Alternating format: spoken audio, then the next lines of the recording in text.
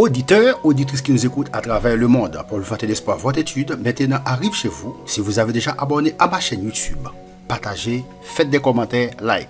Si vous n'avez pas encore abonné, abonnez-vous maintenant à ma chaîne YouTube pour pouvoir recevoir une nouvelle réflexion chaque semaine. Avant de commencer, nous allons prier. Père Céleste, Dieu fort, puissant et grand dans les combats, nous te disons merci Seigneur pour ta grâce, ton amour infini que tu as manifesté envers nous. Tu as envoyé Jésus, ton Fils, mourir à notre place pour nous donner la vie éternelle. Grâce à son sang et à ce sacrifice, nous avons la vie, nous avons l'espérance, la vie éternelle. Aujourd'hui, nous allons partager ta parole. Nous te demandons de nous éclairer, d'ouvrir notre intelligence, Seigneur, afin que nous puissions partager ta parole. Parle, Seigneur, ton serviteur écoute.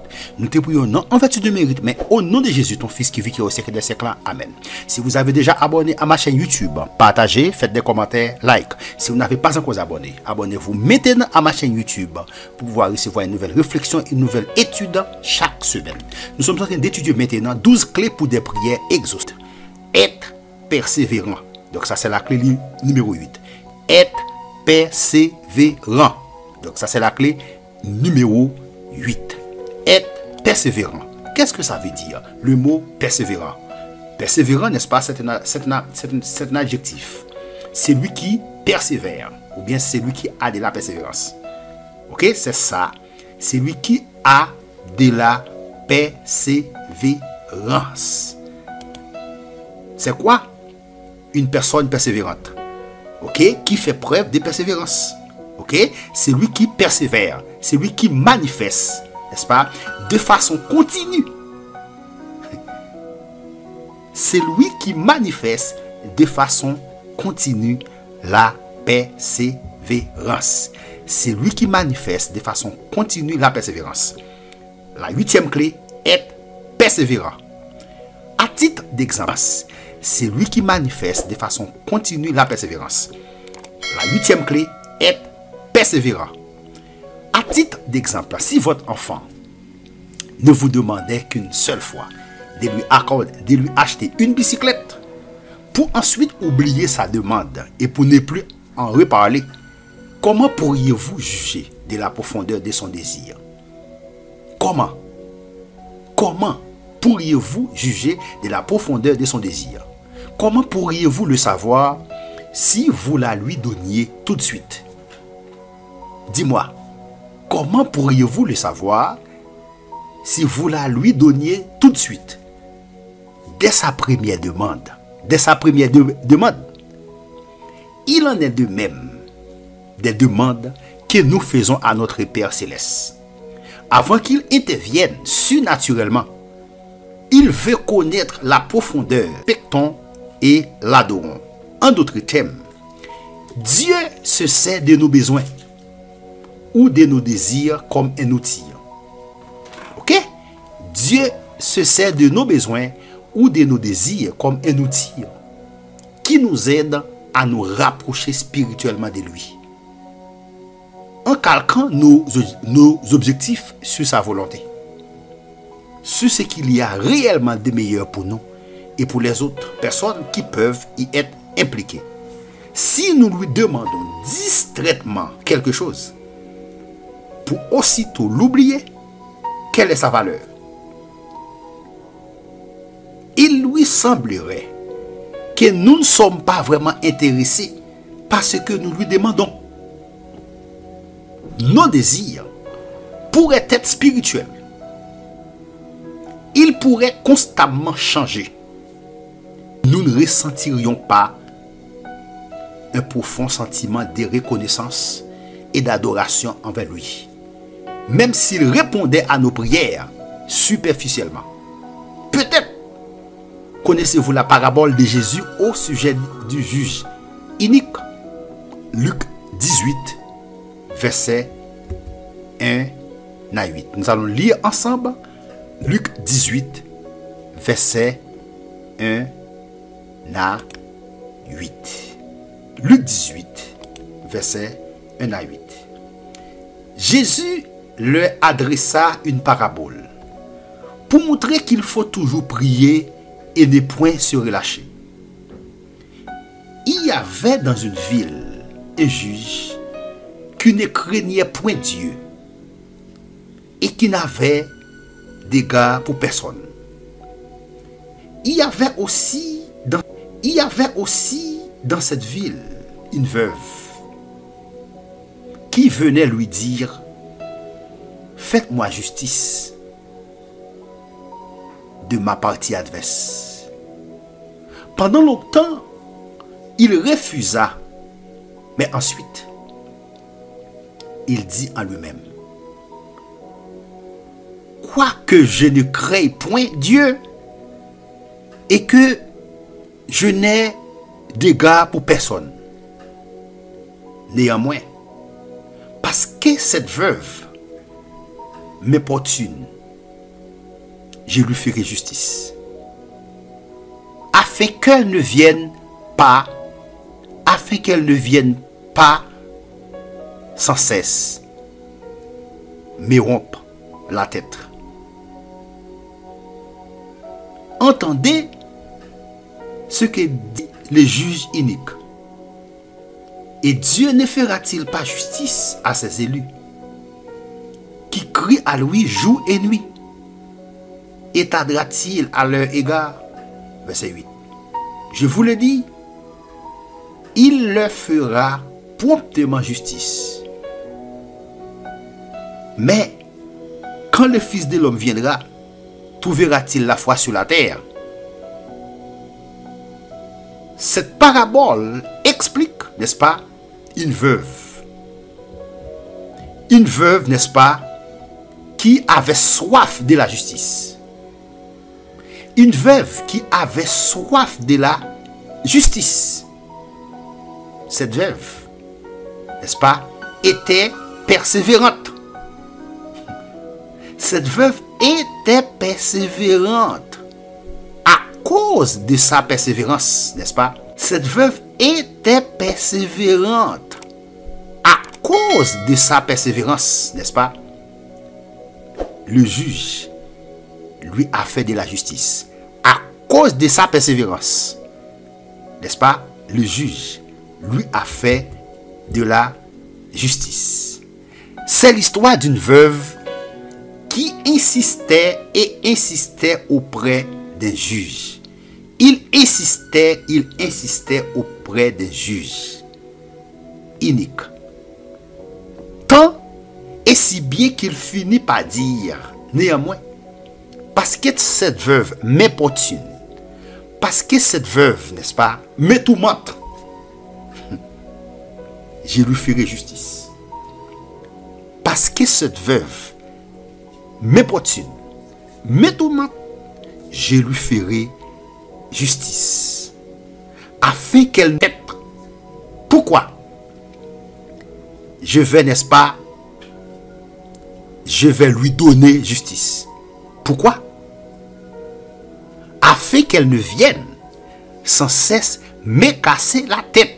Afin qu'elle ne vienne sans cesse me tourmenter. Je lui ferai justice. Verset 5. Puis, Jésus dit, entendez ce que dit le juge inique. Écoutez ce que dit le juge inique.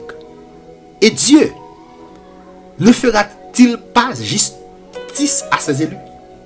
C'est une parabole, hein? C'est une parabole. Et Dieu ne fera-t-il pas justice à ses élus qui crient à lui jour et nuit? N'est-ce pas? Si un juge, n'est-ce pas, a donné, n'est-ce pas, de la justice à une veuve, et Dieu a donné, n'est-ce pas, de la justice à une veuve, et Dieu ne fera-t-il pas justice à ses élus qui crient à lui jour et nuit? Et t'en dira-t-il à leur égard? Verset 6-7. Quand vous désirez quelque chose profondément, quand vous désirez quelque chose profondément, béni soit l'Éternel. Quand vous désirez quelque chose profondément, vous le demandez à Dieu jour et nuit. Vous le demandez à Dieu jour et nuit, sans jamais abandonner. N'est-ce pas? Lorsque vous êtes malade, lorsque ton fils est malade, lorsque ta fille est malade, qu'est-ce que vous faites? Vous tourmentez Dieu, n'est-ce pas? Vous priez Dieu à chaque seconde parce que vous avez un problème. Votre fils est malade. Votre femme est malade. Vous priez Dieu à chaque seconde. Vous priez Dieu, n'est-ce pas, à chaque moment. Parce que vous avez un problème. C'est ça. Quand vous désirez quelque chose profondément, vous le demandez à Dieu, jour et nuit. N'est-ce pas? Quand votre fils est malade, quand votre fille est malade, quand un membre, n'est-ce pas, de tes parents est malade, qu'est-ce que vous faites? Vous priez Dieu jour et nuit, sans jamais abandonner. Dieu veut que nous soyons persévérants dans la prière.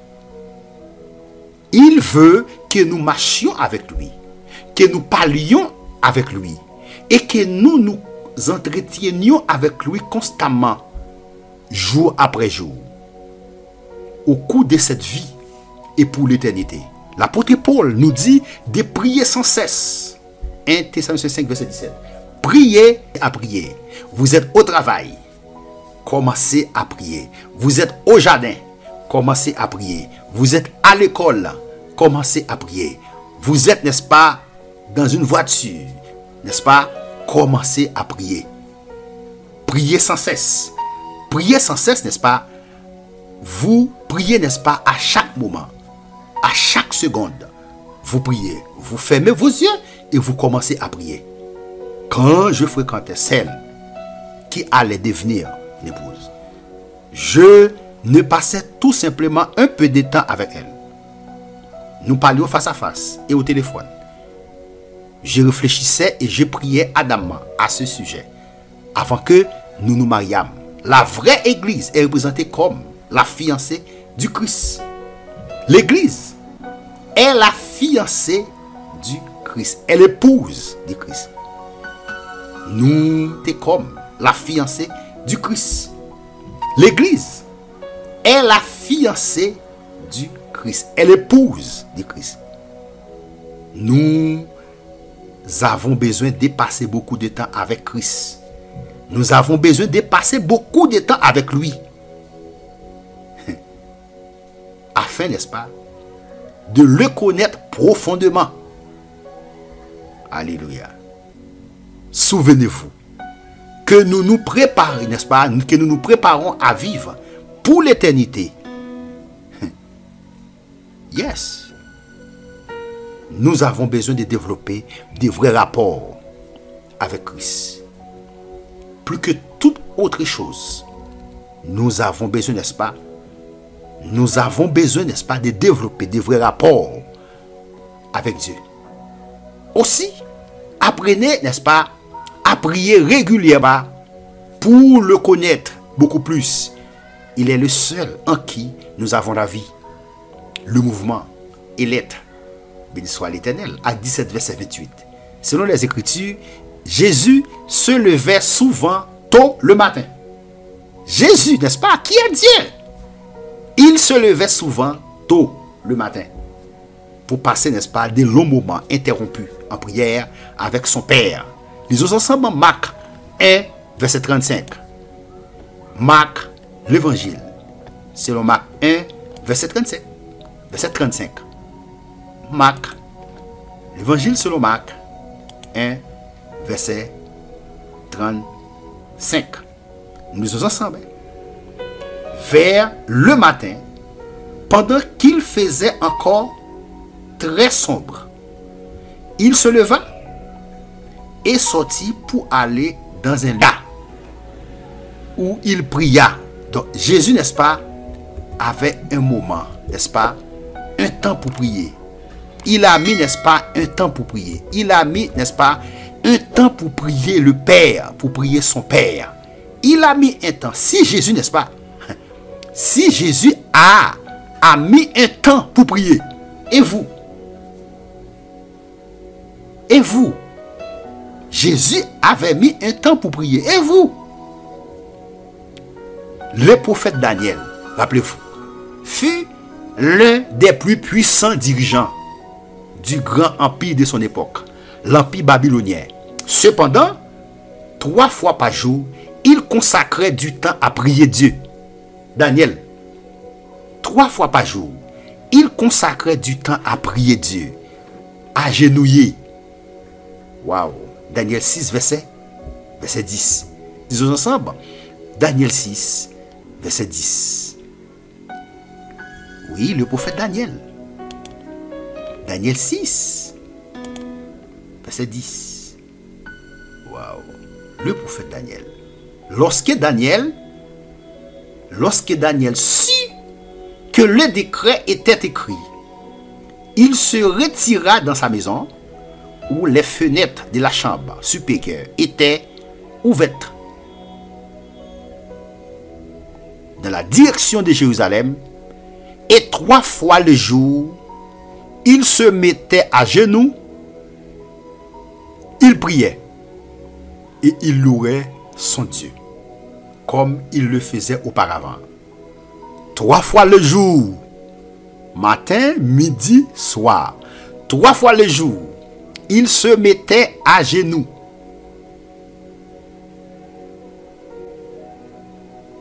Ça c'est sa position, n'est-ce pas? C'est, n'est-ce pas, c'est une position de prière. Il se mettait à genoux, il priait et il louerait son Dieu. Il priait et il louerait son Dieu comme il le faisait auparavant. Et vous, combien de temps mettez-vous, n'est-ce pas, pour prier Dieu? Combien de temps, n'est-ce pas, mettez-vous à part pour prier Dieu, pour louer Dieu? Combien de temps? Daniel, n'est-ce pas? Daniel a prié Dieu, n'est-ce pas, 3 fois le jour. Il se mettait à genoux, il priait et il louerait son Dieu comme il le faisait auparavant. Et vous, combien de temps?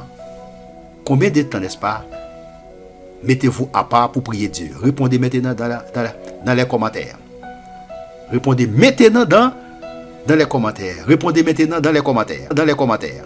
Cette relation parentale avec l'Éternel, Dieu était si importante pour Daniel qu'il était prêt à mourir pour maintenir cet habituel essentiel à sa vie prière. Versets 5 à 10. Nous allons lire ensemble. Daniel, versets 5 à 10. N'est-ce pas? 5 à 10. Et ces hommes dirent, nous ne trouverons aucune occasion contre ce Daniel. N'est-ce pas? Il a fait un complot, n'est-ce pas, contre Daniel. Pourquoi? Parce que Daniel a prié Dieu 3 fois par jour. N'est-ce pas? Il a fait un complot contre Daniel. Très bien. Verset 5. Et ces hommes dirent, nous ne trouverons aucune occasion contre ce Daniel, à moins que nous n'en trouvions une dans la loi de son Dieu. Quelle est-elle? Trouvions une dans la loi de son Dieu. Quelle était la loi de son Dieu, n'est-ce pas? Dans la loi de son Dieu. Parce qu'il avait prié Dieu 3 fois par jour. Ça, c'est la loi de son Dieu. Puis, ses chefs et ses satrapes se rendirent tumultueusement auprès du roi. Et lui parlait ainsi. Roi Darius vit éternellement. Tous les chefs du royaume, les intendants, les satrapes, les conseillers et les gouverneurs sont d'avis, c'est-à-dire sont d'accord qu'il soit publié un édit royal ou bien un décret avec une défense sévère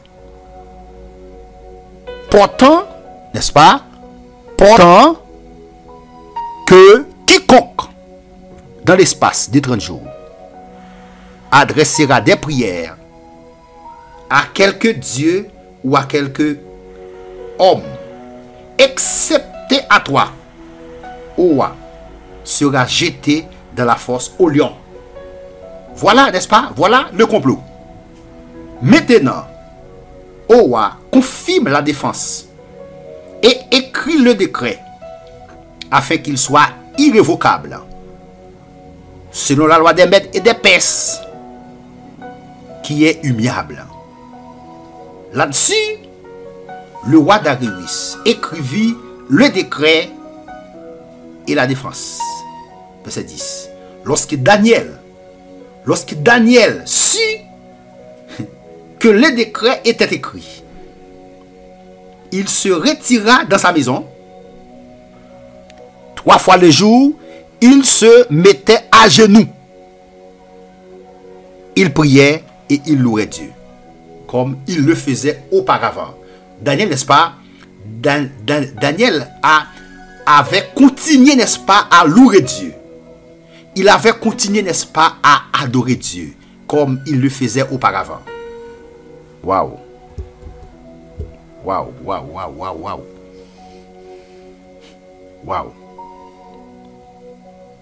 Le roi David priait aussi 3 fois par jour son créateur. Le roi David a fait la même chose. Et moi, je crie à Dieu et l'Éternel me sauvera.